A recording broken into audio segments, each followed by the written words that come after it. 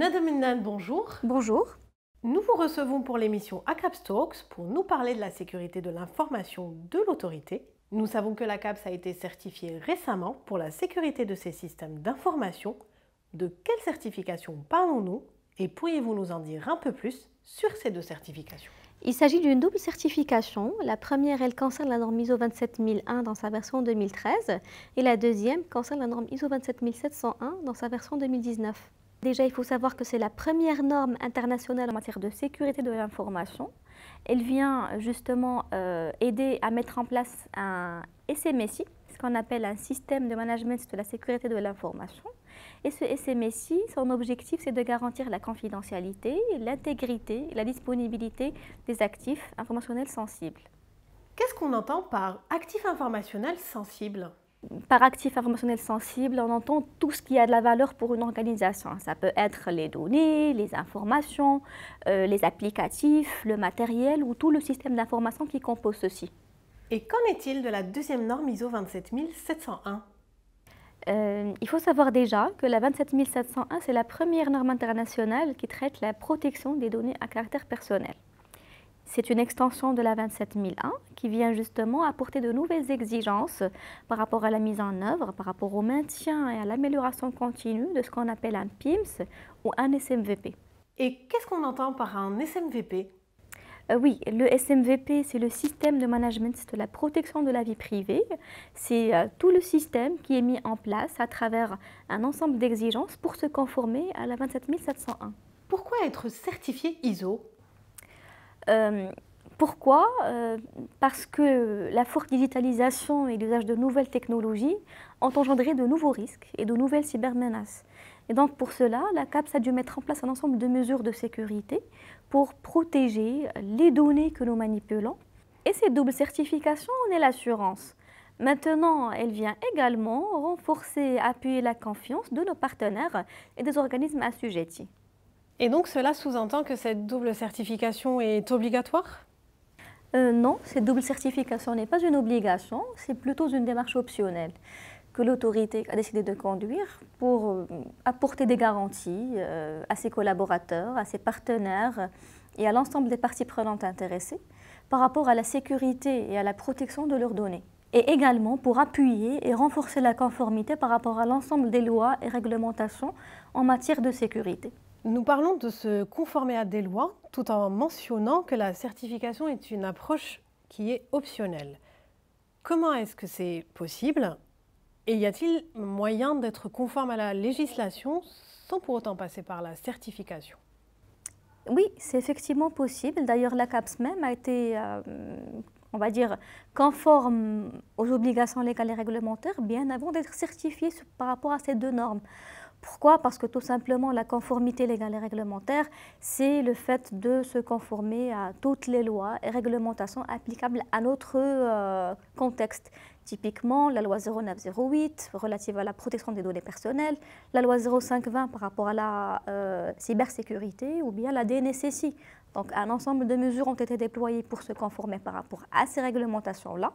Mais cette certification, elle vient justement apporter ou bien renforcer et appuyer cette conformité légale et réglementaire. Donc ça se complète, on va dire.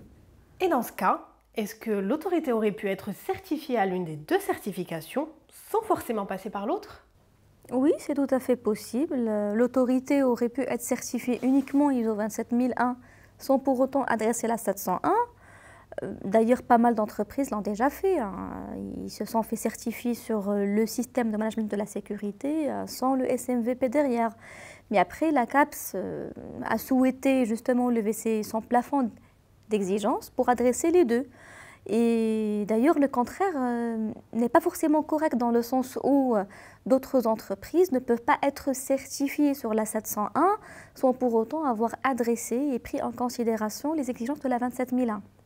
Nous l'avons bien compris, cette double certification est un gage de confiance pour tout l'écosystème de l'autorité.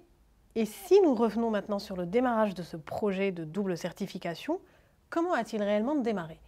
Avant tout, il faut savoir qu'au sein de la CAPS, nous considérons la sécurité et la protection des données parmi nos priorités.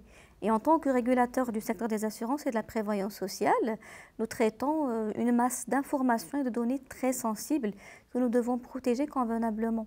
Et ce projet de double certification découle d'une orientation stratégique de l'autorité et a été décliné en un projet d'accompagnement par rapport à la mise en conformité aux exigences de la norme ISO 27001 et 27701. Il s'agit là du plan stratégique, mais au niveau opérationnel, comment les choses se sont-elles traduites ?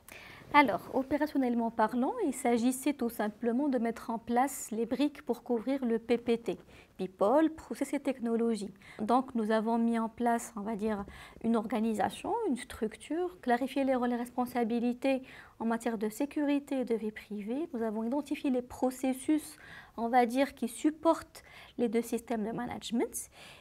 Identifier les risques, les évaluer et les plans de traitement de ces risques. Et en fin de compte, il fallait également mettre en place un ensemble de briques et d'outils techniques qui vont venir supporter ce système de management et garantir cette sécurité au quotidien. Et donc ce processus opérationnel a certainement dû être splitté ou décliné en étapes. Pourriez-vous nous en dire un peu plus et nous le décrire rapidement ? Alors oui, effectivement, nous nous sommes basés sur les étapes classiques du Plan do Check Act, c'est-à-dire il y avait une première phase de cadrage, il y avait une phase de conception des deux systèmes, la phase d'implémentation et de déploiement et après une phase de contrôle et de vérification. Maintenant que la CAPS est certifiée ISO, qu'est-ce que cela rapporte réellement ? En fait, il y a beaucoup de bénéfices.